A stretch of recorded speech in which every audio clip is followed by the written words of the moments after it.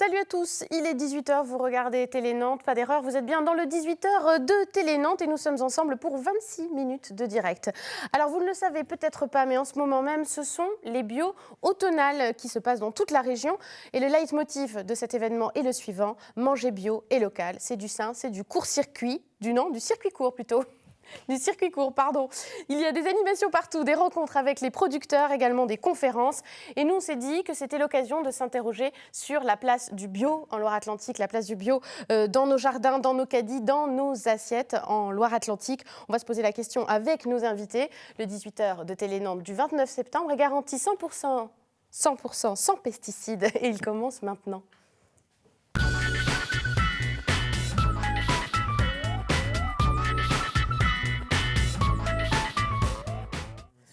Et nos invités sont déjà en place. Bonsoir à eux et merci d'être avec nous. Bonsoir. Bonsoir. Audrey Lacroix, vous êtes là, administratrice du GAB 44. Le GAB, c'est le groupement des agriculteurs biologiques de Loire-Atlantique. Vous représentez à peu près 50% des agriculteurs bio dans le département. Vous êtes vous-même productrice bio de volailles à la Chapelle-sur-Erdre, c'est ça? C'est ça, œufs et maraîchage aussi. œufs et maraîchage à la ferme du Limeur, à la Chapelle-sur-Erdre. À vos côtés, Olivier Pinault, bonsoir. Bonsoir. Vous êtes responsable de la Biocoop Biocinelle qui se trouve à Blain. C'est ça. Voilà, la Biocoop, c'est des revendeurs de produits biologiques. C'est un magasin d'alimentation biologique. Exactement. Hélène O est également avec nous. Bonsoir. Bonsoir. Vous êtes diététicienne et chargée de développement à Manger Bio 44. Vous avez fait un peu l'interface entre les agriculteurs biologiques et aussi la restauration scolaire pour mettre un peu de bio dans les assiettes de nos enfants. On va en reparler évidemment.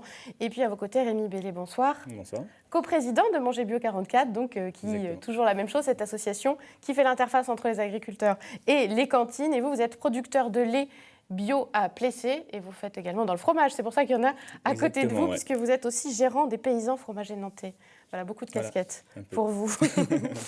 Alors, première question, peut-être pour mettre un petit peu tout le monde d'accord, on va peut-être rappeler la base. C'est quoi du bio? Quand on parle de bio, de quoi on parle, Audrey? Alors, l'agriculture biologique, elle est labellisée, donc ce sont des producteurs qui sont contrôlés pour ne pas utiliser de produits chimiques, pas de pesticides, pas d'insecticides, pas de fongicides. Mais aussi, c'est une histoire de bien-être animal, souvent. Donc, ça veut dire des animaux qui sont élevés en liberté. Oui, déjà, parce que les pesticides pour les animaux, si on voit bien que ça rentre dans leur alimentation, évidemment, mais voilà. C'est aussi qu'ils sont... Mais c'est aussi les médicaments, ce qu'on appelle la prophylaxie, en fait, pour les animaux, où on ne leur donne pas d'antibiotiques, etc., aussi, qui se retrouvent après dans les viandes ou dans le lait. Voilà. Donc, l'agriculture biologique, elle suit un règlement, une charte, qui remplit tous ces objectifs de qualité, qualité et de bien-être animal. Ouais. Ce qui fait qu'à la fin, dans nos assiettes, ce qu'on mange, c'est meilleur. Alors ça, c'est la grande question, mais c'est meilleur pour l'environnement, en tout cas c'est sûr, pour la qualité des eaux souterraines, c'est une réalité, pour la qualité même de l'air, parce qu'on a vu dernièrement, il y a quand même eu des études qui ont montré qu'il y avait des résidus de pesticides dans les cheveux des enfants, etc. Donc c'est une vraie problématique. Après, au niveau du goût, moi je le pense, mais bon, il y a de tout, il y a aussi du bon, je pense aussi...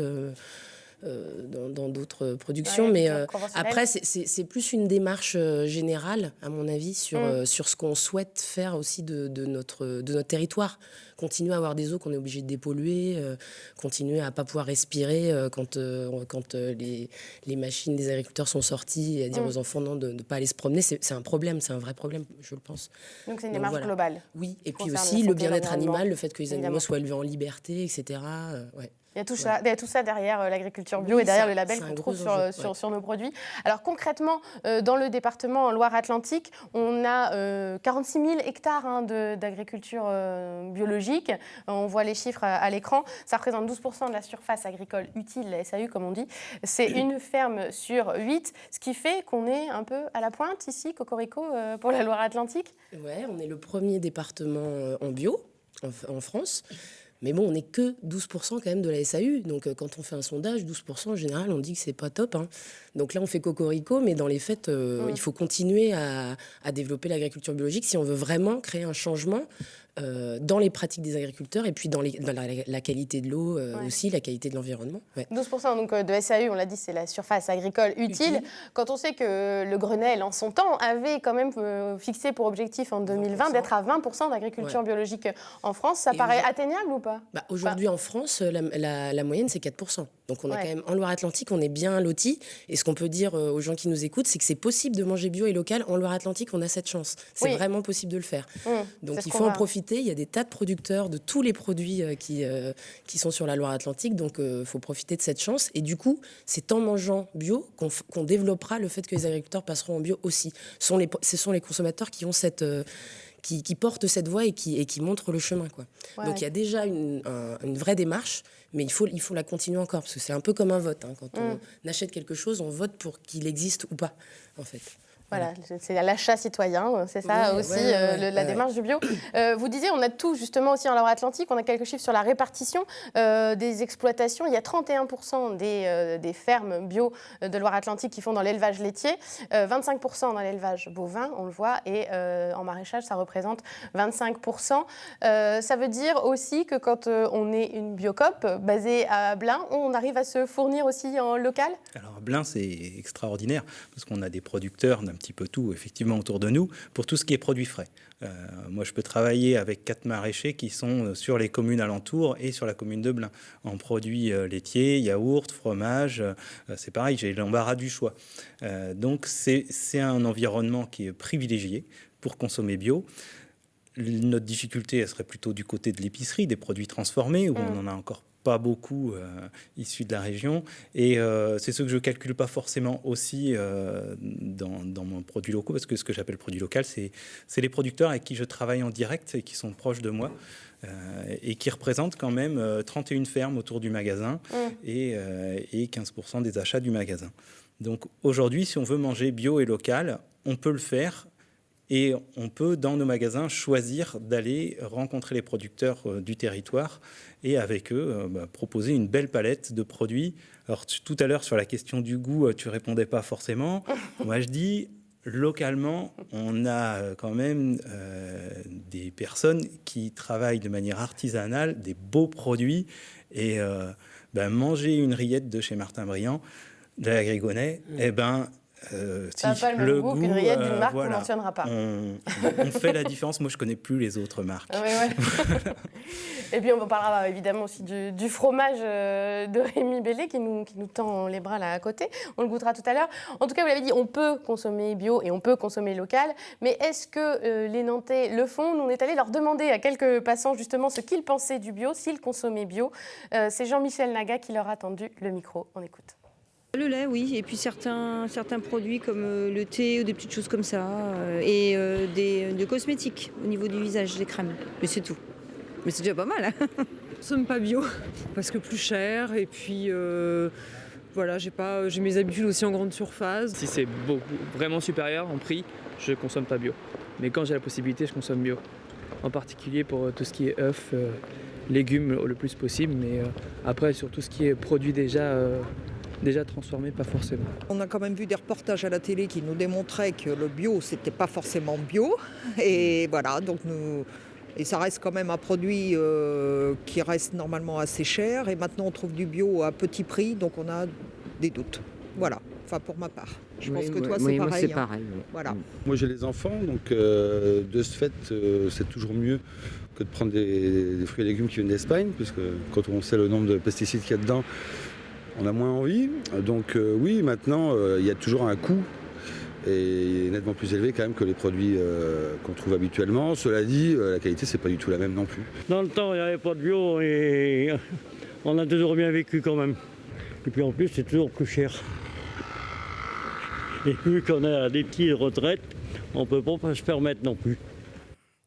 Bon voilà, un argument qui ressort quand même de ce reportage, de ce micro-trottoir qui n'a pas valeur de représentativité, mais c'est quand même plus cher le bio. Est-ce que c'est vrai, c'est plus cher le bio? Ça dépend sur quel produit, ça dépend par quels moyens les gens s'approvisionnent. Les gens qui, par exemple, s'approvisionnent en légumes frais, en fromage et tout ça, en AMAP, s'y retrouvent très très bien.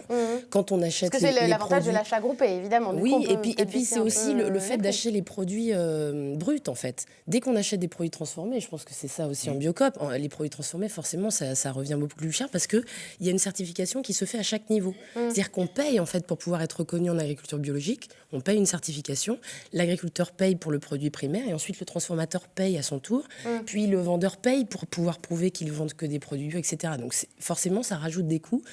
Ça, c'est un peu le principe non-pollueur-payeur qu'il y a dans l'agriculture. C'est-à-dire que c'est les non-pollueurs qui payent en agriculture et pas l'inverse. Et ensuite, moi, je pense que c'est aussi beaucoup de petites fermes qui, du coup, comme c'est des petites surfaces, sont moins subventionnées que les autres fermes. Et du coup, ça se répercute sur le coût. Et puis la qualité, ça se paye aussi. Et puis si on veut aussi une qualité de vie pour nos agriculteurs, pour nous les paysans et tout ça, ça se paye aussi. Vous admettez que c'est quand même un peu plus cher, mais que c'est le prix à payer, quoi. Ça dépend des circuits. Il faut vraiment que les gens regardent. Il y a eu des initiatives très intéressantes en Rhône-Alpes qu'on va essayer de reproduire ici en Loire-Atlantique, qui s'appelle le défi FAP, où des familles justement à faible revenu font le défi de passer en bio en gardant le même budget. Et comme en Rhône-Alpes, énergie positive, un peu ce genre de challenge où on baisse sa facture. Et en Rhône-Alpes, ça a marché du feu de Dieu. Ils ont tout à fait réussi à le faire. Et ça demande en fait de changer les habitudes. Et c'est ça qui est difficile pour les gens, c'est d'acheter des trucs qui sont tout faits ou de se remettre à la cuisine en fait, tout simplement. C'est toujours un petit peu l'enjeu. De bons produits, de bonnes choses. Acheter du produit brut, peut-être un peu plus cher, mais voilà, qui sera moins cher que le produit transformé. Concrètement, un fromage bio, là, on en a. Il est plus cher qu'un fromage pas bio ? Ouais, je pense qu'il est plus cher, ouais. Il est plus cher ? C'est sûr. Mais par contre, moi, je voudrais juste intervenir sur le gaspillage aussi, parce que quand on achète bio, aussi, on a une valeur, en fait, comme du produit, et je pense qu'on le met quand même moins aussi à la poubelle. Et du coup, il y a aussi cet aspect-là, c'est-à-dire que en règle générale, les acheteurs bio achètent beaucoup moins de choses en fait que les autres acheteurs conventionnels. C'est déjà des gens qui ont aussi une réflexion et qui font plus attention à ne pas jeter ou Je pense qu'ils font attention de ne pas jeter. Ouais. Et en Biocop, alors, au niveau du prix, si on va faire ses courses dans une Biocop par rapport à une grande enseigne qu'on ne nommera pas non plus, d'hypermarché, on ressort quand même avec une facture un peu plus élevée. Je dirais que le client a des stratégies et il a des choix à faire. Et quand il achète la tome de Riglan, il sait qu'elle va avoir une saveur. Et c'est la tome qui est là. Entre autres, voilà, qui fait que peut-être qu'en volume, il va en avaler moins, et par contre, en termes de goût, il en aura beaucoup plus. Je pense que quand il achète, il peut aussi choisir d'acheter en vrac, et là, on est sur des produits non emballés, on va réduire, nous, nos coûts, on va réussir à être 20-30% moins cher que le même produit en emballé en rayon, donc là, déjà, il fait une économie, et en plus, il peut faire son choix de quantité. Donc, il va acheter vraiment en fonction de ses besoins. Et il y a la stratégie saison aussi. C'est-à-dire que si on veut acheter des fruits et légumes, on peut aussi choisir de les acheter à la bonne saison. Et nous, on les propose qu'à la bonne saison. Il y a des moments où on n'a pas les tomates, c'est tout simple, c'est pas le moment. Et en tout début de saison, en fin de saison, il y a des moments où les produits sont nettement plus chers. Et il y a aussi cette stratégie-là à avoir en tant que consommateur, de se dire mais comment est-ce que je fais mes choix d'abord de transformer un peu plus, de cuisiner un petit peu plus, d'être capable d'aller rechercher les produits de saison, les produits non emballés, les produits, quand je peux aller voir mon producteur local, je supprime un interlocuteur. Un interlocuteur de moins, c'est une marche dans la chaîne de valeur. Donc c'est l'avantage du circuit court, justement. C'est un des avantages du circuit court. Après, cette chaîne de valeur, elle nous pose une question à la fois des valeurs dans les deux sens du terme. C'est de se dire, on le fait pour essayer de faire les économies à tout prix, ou on cherche des économies là où on va pouvoir quand même respecter la qualité du travail du producteur, la valeur vraiment du produit, et pas chercher à faire des économies sur tout dans le produit. Et nous, au magasin, on fait nos choix. Le client, lui aussi, peut faire ses choix. Et à mon avis, on verra le résultat du test et de l'expérience. Mais moi, je suis convaincu, parce que quand on en discute régulièrement avec nos clients, il y en a beaucoup qui nous disent en fait, finalement, notre budget, il n'a pas tant évolué que ça. Oui, donc finalement, c'est peut-être un peu une idée reçue. Puis voilà, il faut repenser un petit peu. Parce qu'il change de manière de consommer. Sur les marchés aussi, on le voit très bien aussi. Nous, en fait, on a 4 marchés quotidiens et c'est tout le temps les mêmes personnes en fait qui viennent. Et du coup, ils ne nous disent jamais en fait que c'est trop cher. Ouais. Jamais. ils sont sûrs de nos produits, ils savent où c'est fait et du coup ils sont très contents en fait des produits quoi. Ils continuent à venir les acheter quoi. Mais est-ce que du coup l'idée c'est quand même pas de gagner aussi de nouveaux clients? Là voilà, vous dites qu'il y a des habitués, mais est-ce que les nouveaux ils arrivent? Oui, les nouveaux arrivent oui aussi. Ouais. Il faut juste aussi rappeler le coût de la dépollution des eaux souterraines aujourd'hui qui coûte quand même, et c'est une façon détournée de payer les produits qui ne coûtent rien des supermarchés. En fait, on se rend pas compte, mais on paye 2 fois. Ailleurs, et aussi sur la santé, etc. Si on fait vraiment le compte, non, le bio coûte pas plus cher, non. Après, ce qui est étonnant, c'est que l'alimentation, c'est le seul produit qui doit coûter moins cher chaque année, alors que tout le reste augmente. Mais derrière, c'est quand même des gens. Produire un aliment, c'est du travail tous les jours. Tous les jours. À côté de ça, les maisons, les loyers augmentent. Voilà, ça pose de problème à personne. Personne ne s'en efface. Disons que c'est la marge de manœuvre. Une maison, elle est construite une fois, alors que l'aliment, c'est tous les jours. Il faut recommencer à replanter, à ressemer. Exactement. Voilà. On se posait la question avec Olivier tout à l'heure, quel coût a un aliment en fait agricole quoi. Mais notre travail, il a une valeur aussi quoi. Vous l'aurez compris pourquoi du coup le bio coûte peut-être un petit peu plus cher, et puis encore c'est pas toujours juste. Et la question serait aussi de savoir pourquoi le non-bio coûte si peu cher et est-ce que les agriculteurs en vivent encore aujourd'hui, est-ce qu'ils ont encore envie de continuer dans ce système-là? Eux aussi réclament des prix plus chers. Donc si eux réclament des prix plus chers, peut-être que simplement les prix du bio ils sont juste au bon endroit, au bon niveau. Et puis peut-être aussi, alors il faut s'habituer à trouver du bio un petit peu partout. Là, c'est le rôle aussi des collectivités publiques que de jouer le jeu. Donc on vient aussi au thème de Manger Bio 44 qui veut faire l'intermédiaire entre les agriculteurs bio et les cantines scolaires, puisque c'est aussi ça l'enjeu, c'est que le bio, on en trouve dans les cantines aujourd'hui. Ouais, je peux expliquer Manger Bio 44 en fait. Donc c'est un outil, moi je ne le prends pas comme un intermédiaire, c'est vraiment un outil pour les agriculteurs. Après, je ne sais pas s'il y a des agriculteurs qui nous écoutent là, ce soir, mais on est habitué à parler de CUMA en fait, dans le jargon en fait, de l'agriculture. Et Manger Bio 44, moi je le prends un peu comme une CUMA, c'est-à-dire c'est vraiment un outil. Une CUMA, oui j'avais compris CUMA, mais une CUMA. Une coopérative d'utilisation de matériel agricole. Et en fait, Manger Bio 44, je le prends comme un outil, mais un outil plutôt commercial en fait pour les agriculteurs, vers la restauration collective. Parce que ce sont des clients à atteindre. Alors, en dehors aussi des objectifs du Grenelle, on parlait tout à l'heure des surfaces agricoles utiles, mais il y avait aussi 20% de bio dans les cantines scolaires à l'horizon 2020. Ça fait partie aussi des objectifs. Donc, c'est une façon de jouer le jeu à ce niveau-là aussi. Puis c'est surtout l'accessibilité à quel que soit son niveau social. Enfin, on va tous à l'école, normalement. Et donc, c'est de la bio pour tous. Et tout le monde a le droit de découvrir les produits bio via sa cantine scolaire, son restaurant scolaire, son self, voilà. Et alors justement, dans le cadre aussi des bio-automnales, il y a eu des opérations qui ont aussi été menées. C'était le cas la semaine dernière au lycée Alcide d'Orbigny, c'est à Bouaye, où les lycéens ont pu goûter un repas 100% bio. On regarde le reportage signé Éric Egon.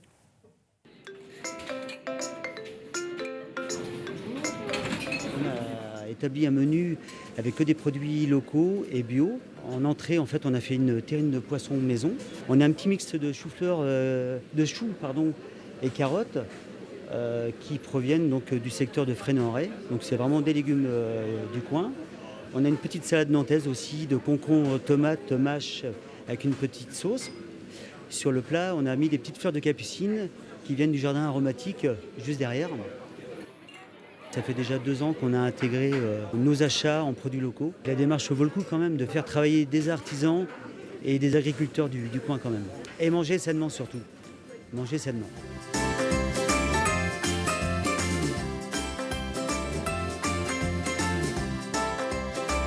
Globalement c'est bon, j'ai appris qu'ils essayent de faire le plus possible de bio, donc c'est meilleur pour nous, sachant qu'il y en a certains qui ne peuvent pas se le permettre vu que ça coûte cher. Après, si, globalement, c'est bon, c'est sain. C'est une bonne démarche quand même, parce que comme ça, on mange pas ce qui est proposé, on va dire, industriellement, et c'est des choses plutôt naturelles, et c'est plus sain. Voilà, des lycéens conquis par le menu bio du jour. Alors là, c'était une opération ponctuelle, sur un repas ponctuel. Mais comment ça se passe au quotidien? Comment on fait dans les cuisines centrales, dans les lycées, les collèges, les écoles, pour introduire un petit peu de bio dans tous les repas? Comme le disait Olivier, en fait, c'est une stratégie. Il faut peut-être penser autrement l'alimentation et notamment jouer avec les obligations réglementaires qui sont obligatoires en restauration collective, notamment au niveau nutrition. Et aujourd'hui, on peut se baser sur ces textes-là, finalement, pour réintégrer le bio local dans nos menus, parce que il existe, la qualité nutritionnelle de nos produits permettent directement de remplir ces demandes nutritionnelles. Je vais prendre l'exemple du fromage blanc. Ouais. Fromage, c'est pas pour rien qu'on l'appelle fromage blanc. Aujourd'hui, on le consomme comme un produit laitier classique. Or, quand il est fait en bio, avec du lait non standardisé, non homogénéisé, le taux de calcium, il équivaut à un fromage travaillé, par exemple. Et au niveau tarif, là, on peut jouer. C'est-à-dire qu'un fromage blanc va être moins cher qu'un fromage, qui permet de diminuer son coût matière, etc. Il existe des petites stratégies comme ça, qui permettent d'intégrer des produits bio, locaux, dans ces menus, jusqu'à, on peut dire à peu près jusqu'à 15-20%, on peut quasiment ne pas changer son coût denrée. Oui, en jouant sur les apports nutritionnels des différents... Voilà, les qualités nutritionnelles des différents familles d'aliments qu'on a au Nîmes sur le 44. Donc ça signifie concrètement que le fromage, les yaourts, les produits laitiers, c'est plus facile à faire rentrer dans les cantines? Oui, les produits laitiers, les légumes, mais pour l'instant qu'au niveau des crudités, des salades bars, des choses comme ça, c'est plus difficile sur le plat chaud, puisque les quantités font que ce n'est pas toujours simple pour les cuisines de travailler des produits bruts. Encore aujourd'hui, il y a encore beaucoup d'établissements qui n'ont pas de légumerie. Donc c'est vrai que ça, c'est un petit souci. Après, les fruits, les produits comme l'huile, les céréales également, ça ne demande pas du tout de préparation différente que les éléments conventionnels. Mais est-ce que vous sentez que c'est difficile aussi de faire bouger un peu les lignes dans les cantines? Là, on entendait un cuisinier qui avait accepté de jouer le jeu, mais c'est peut-être pas évident de se mettre au bio aussi quand on est... De plus en plus de cantines et de restaurants scolaires sont intéressés pour introduire des produits bio. Et on a énormément de demandes. La force de Manger Bio 44, c'est l'accompagnement de ses clients. Et le but, c'est justement d'aller jusqu'au bout de la démarche et de les aider, pas de leur dire vous introduisez, l'objectif est de 20% de produits bio dans vos menus. On les accompagne, on les aide à l'introduction des produits bio directement via leur menu ou leur plan alimentaire. On les aide à les former et à les conseiller sur la cuisine éventuellement évolutive et alternative. Quand on parle de menus végétariens ou de menus en proportion de viande diminuée, comment ça peut remplir les obligations nutritionnelles imposées par l'État. On les aide également, on forme leurs équipes sur les types de produits qui sont parfois différents du conventionnel. Et on les aide également sur tout ce qui est animation. C'est-à-dire qu'on va auprès des enfants et on leur montre ce qu'est un produit. On leur montre les produits, quoi. On vient également avec notre assiette de comme fromage. Là, ce soir, avec les assiettes, évidemment. Exactement. Et puis, autre effet bénéfique, c'est sur l'emploi, puisque Manger Bio 44, ça a permis de créer aussi de l'emploi. Et c'est ce qu'on dit en général de l'agriculteur biologique. Elle permet de créer plus d'emplois que l'agriculture conventionnelle. C'est aussi ça le deuxième avantage? Oui, parce que à la base, en fait, nous, on est simple agriculteur. Après, on est persuadé que le collectif, en fait, fera bouger les lignes au niveau de l'agriculture bio, en fait. Et du coup, on s'est déjà, en fait, unis pour créer les paysans fromages nantais. Après, au niveau du 44, en fait, le GAP 44 avait vraiment œuvré, en fait, pour la restauration collective, a créé Manger Bio 44 en 2009. Et du coup, en fait, depuis 2009, on a créé 3 emplois à Manger Bio 44.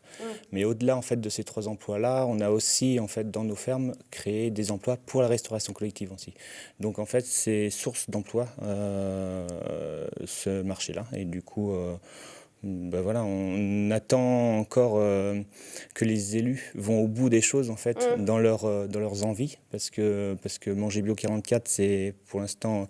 Moi, le chiffre, en fait, que je retiens à Manger Bio 44, c'est les 3 salariés qu'on a. Ouais, les 3 Donc, salariés. Hélène, Catherine et puis Tigui. Et du coup, voilà, on est encore en évolution. Et on a besoin de se pérenniser. Et du coup, voilà, on on aimerait bien en fait que les élus aillent jusqu'au bout des choses et puis disent en fait oui, on va mettre 20% en fait de produits bio dans les. Ouais, ça créerait encore plus d'emplois et puis ça pérenniserait aussi les emplois des agriculteurs présents. C'est 30% d'emplois en plus l'agriculteur biologique, en quelques mots. D'après les chiffres, voilà. Par rapport au conventionnel, c'est 30% d'emplois en plus, Et c'est des emplois locaux, non délocalisables, tout à fait.